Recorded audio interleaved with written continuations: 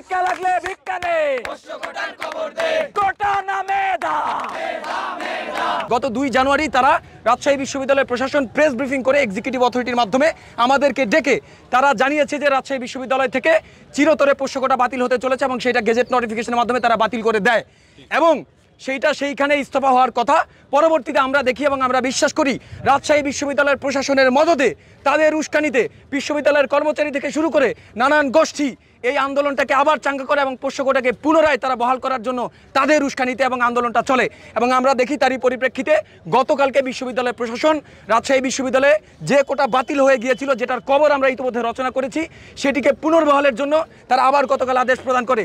এই পুনর্বহালের আদেশের প্রতি ধিক্কার জানাতে, এই পুনর্বহালের আদেশকে আমরা পায়ে লাথি মেরে উড়িয়ে দিতে রাজশাহী বিশ্ববিদ্যালয়ের সমগ্র সাধারণ শিক্ষার্থী এবং অন্যান্য যারা অপরাপর সংগঠনের সাথে জড়িত তারা সবাই একসাথে এখানে হয়েছি। বসুন্ধরা টিস্যু, অশুদ্ধতার বিরুদ্ধে এক বিন্দুও ছাড় নয়। আমরা 2টা জিনিস বিশ্বাস করি। এক, রাজশাহী বিশ্ববিদ্যালয় আমরা বিলিভ করি যে এই প্রশাসন কখনোই রাকসু ইলেকশন চায় না এবং যেহেতু তারা চায় না, সেই রাকসু ইলেকশনকে বানচাল করার জন্য ঠিক তার অল্প কিছুদিন আগ মুহূর্তে এই পোষ্য কোটার ইস্যুটাকে তারা এখানে একদম জ্বলন্ত করে নিয়ে আসছে। 1, 2 আমরা এইটাও বিশ্বাস করতে পারি যে তারা হয়তো এখানে একটা দূরভিসন্ধির কথা ভাবছেন যে হয়তো আজকে যে পুনর্বহালের যে আদেশটা তারা দিয়েছেন, এই ঘোষণাটা দিয়ে যেহেতু 2 দিন বিশ্ববিদ্যালয় অফ থাকবে, এই 2 দিনের মধ্যে যেহেতু বৃহস্পতিবার ঘোষণাটা দিয়েছেন, সুতরাং ওই বৃহস্পতিবার রাতে কর্মদিবসে হয়তো তারা যে 66 জন ভর্তি করার কথা পোষ্য কোটার মাধ্যমে সেই ভর্তির কাজটা তারা সম্পন্ন করে ফেলবে ইতিমধ্যে, যাতে করে আমরা পরবর্তীতে বলতে না পারি যে পোষ্য কোটা বাতিল হয়ে গেছিল, এর মধ্যে ভর্তিটা হয়েছে। তখন তারা বলবে আমরা তো বাতিলের আদেশ, পুনর্বহালের আদেশ, ওটা পুনর্বহালের জন্য আমরা আদেশ দিয়েছি, সুতরাং এর মাধ্যমে আমাদের যে ভর্তিটা সেটা বৈধ একটা প্রক্রিয়া করার জন্য তারা এই আদেশটা দিয়েছে। সুতরাং আপনাদের কাছে অনুরোধ যে আপনারা একটু খেয়াল রাখবেন যে তারা আসলে ভেতরে ভেতরে ভর্তির কার্যক্রমটা সম্পন্ন করে ফেলে কিনা, এটা আপনাদের কাছে। 2 মাস ব্যাপী দীর্ঘ আন্দোলন সংগ্রামের মাধ্যমে, অনেক ডেডিকেশনের মাধ্যমে যে পোষ্য কোটা কবরে পাঠিয়েছিলাম, আমরা গতকাল দেখলাম সেটা কবর থেকে আবার উঠে নিয়ে এসেছে। আমি স্পষ্টভাবে বলে দিতে চাই, সকল শিক্ষার্থীদের নিয়ে সেই পোষ্য কোটাকে আবার আমরা চিতায় পড়ে ভস্ম করে উড়িয়ে দিব, যেন এই পোষ্য কোটাকে আর খুঁজে না পাওয়া যায়।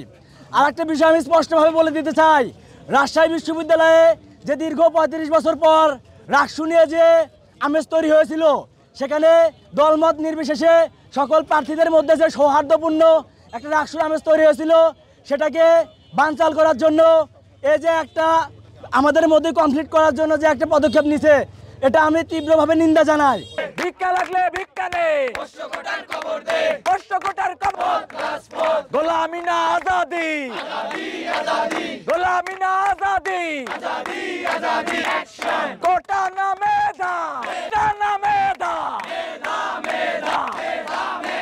কোটা না মেধা, কোটা না মেধা, 18-র হাতিয়ার, 24-এর হাতিয়ার, 24-এর হাতিয়ার।